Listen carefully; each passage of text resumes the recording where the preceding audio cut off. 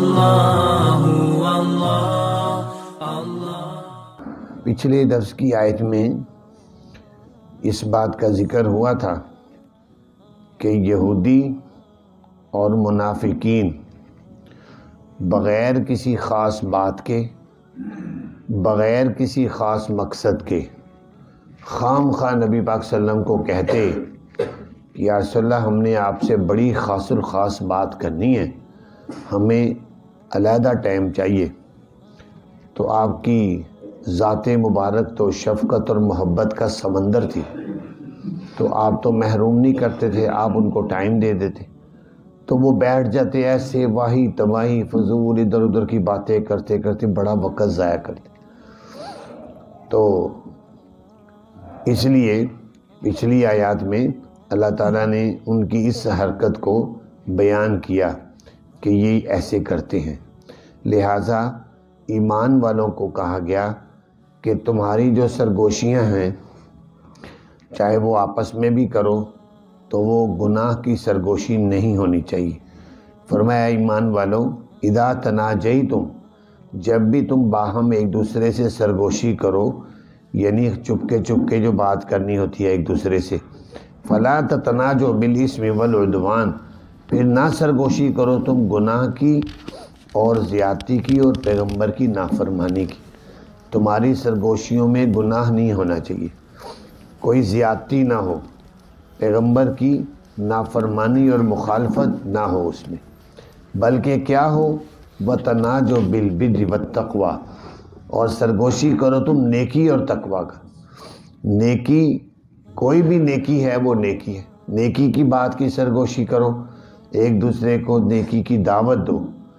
اور تقویٰ یہ ہے اللہ تعالیٰ کے احکامات پر عمل کرنا اور اپنے دلوں میں خدا خوفی پیدا کرنا۔ ایسی سرگوشیاں وہ خیر والی سرگوشیاں ہیں، وہ بری نہیں ہیں، لہٰذا نیکی اور تقویٰ کی سرگوشی تو کرو لیکن گناہ کی نہیں۔ واتقوا اللہ، اور ڈرتے رہو اللہ سے، وہ اللہ کے اسی کی طرف تم سب کا حشر کیا جائے گا۔ اور فرمایا انما النجوى، یہی بات ہے کہ یہ جو سرگوشی جس کا اوپر ذکر آیا ہے، جس میں گناہ، زیادتی، پیغمبر کی مخالفت ہوتی ہے، یہ سرگوشی من الشیطان، یہ شیطان کے اکسانے سے ہوتی ہے۔ شیطان ایسی باتوں کے وسوسے ڈالتا ہے کہ یہ باتیں کرو، یہ باتیں کرو، یہ باتیں کرو، تو انسان جو ہے ایسی سرگوشیاں کرتا رہتا ہے۔ اور بعض اوقات ان سرگوشیوں کا مقصد یہ ہوتا تھا کہ ایمان والے پریشان ہوں، لِيَحْزُنَ الَّذِينَ آمَنُوا، تاکہ پریشان ہوں ایمان والے۔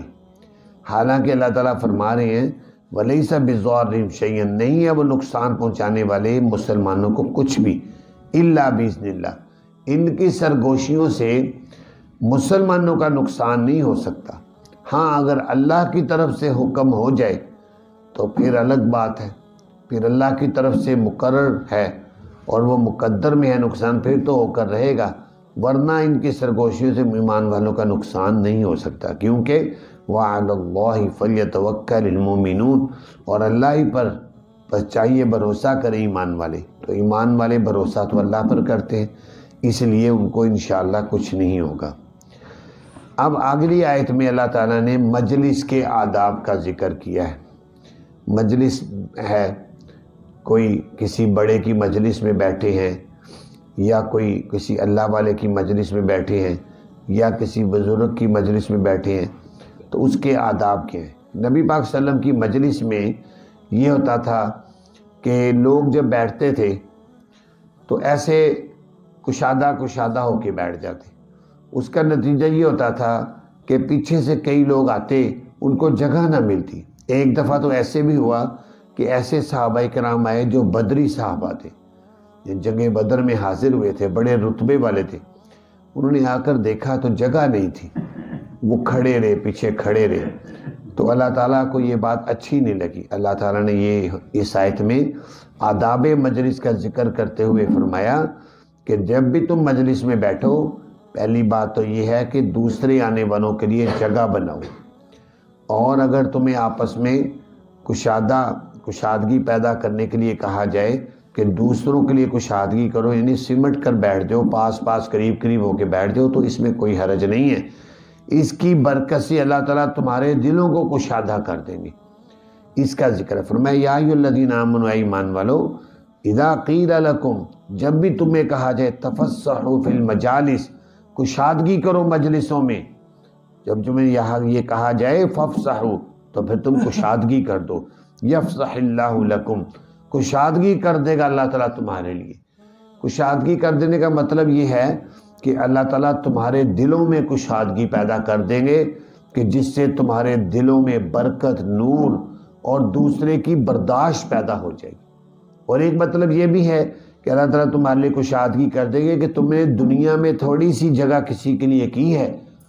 ذرا سمٹ کر بیٹھنے میں ذرا سی کی ہے، لیکن یاد رکھو قیامت کے دن اللہ تعالیٰ تمہیں جنت کی بہت کشادہ جگہ عطا فرمائے گا۔ اس لیے فرمایا کشادہ کر لیا کرو۔ وَإِذَا قِيلَ انشزوا، اور جب تمہیں کہا جائے اٹھ جاؤ، پھر تم اٹھ جاؤ۔ اگر کوئی صاحب مجلس، کوئی بڑا آدمی مجلس میں بیٹھا ہے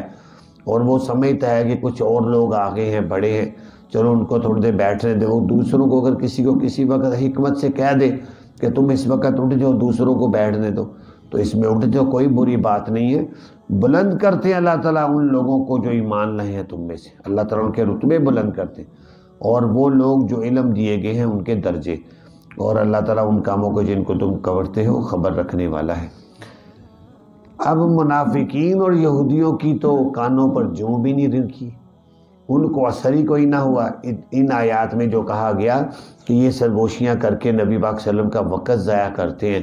فضول سرگوشیاں کرتے ہیں۔ جب ان کو کوئی اثر ہی نہیں ہوتا تو پھر اللہ تعالیٰ نے عارضی طور پر، وقتی طور پر یہ حکم اگلی آیت میں نازل کیا کہ جس نے بھی نبی پاک صلی اللہ علیہ وسلم سے علیحدگی میں بات کرنی ہے، کوئی بھی کسی نے بات کرنی ہے، پہلے صدقہ دے پھر آ کر بات کرے۔ یہ حکم اس لیے دیا تاکہ نبی پاک صلی اللہ علیہ وسلم کا وقت ضائع نہ ہو، اور یہ لوگ جیسے وقت ضائع کرتے، تو یہ صدقے کا حکم عارضی طور پر دیا گیا۔ اس سے اگلی آیت میں پھر اس کو منسوخ بھی کر دیا۔ فرمایا ایمان والو،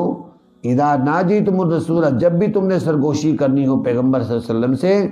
فقدموا بین یدی نجواکم صدقہ، پھر آگے رکھو،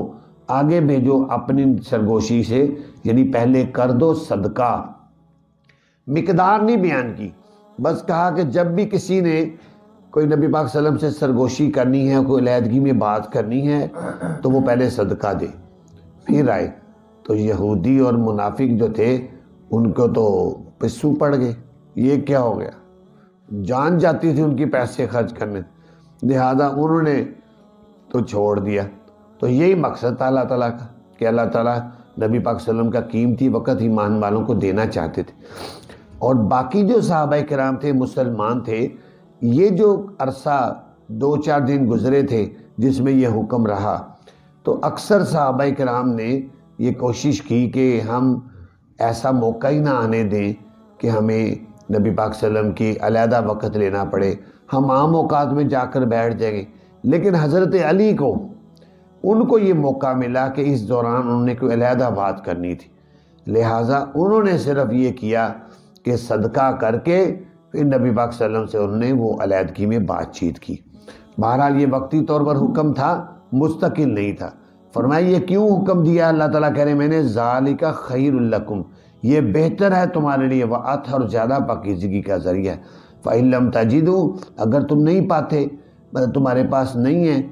صدقہ دینے کے لیے کچھ بھی، تو پریشان ہونے کی ضرورت، فَإِنَّ اللَّهَ غَفُورٌ رَحِيمٌ، بس بے شک اللہ تعالیٰ بخشی کرنے والا مہربان ہے۔ کیونکہ یہ صدقہ دینے کا حکم کوئی مسلمانوں کے لیے تو تھا ہی نہیں، یہ تو یہودیوں کو، منافقوں کو، جو نبی پاک صلی اللہ علیہ وسلم کا وقت ضائع کرتے تھے، ان کو دور رکھنے کے لیے کیا گیا، اور اس کا فائدہ حاصل ہو گیا۔ بعد میں پھر اگلی آیات میں کل آئے گا، پھر اس کو منسوخ بھی کر دیا گیا۔ اللہ تعالیٰ سے دعا ہے اللہ تعالیٰ ہمیں قرآن پاک کو سمجھنے کی توفیق عطا فرمائے۔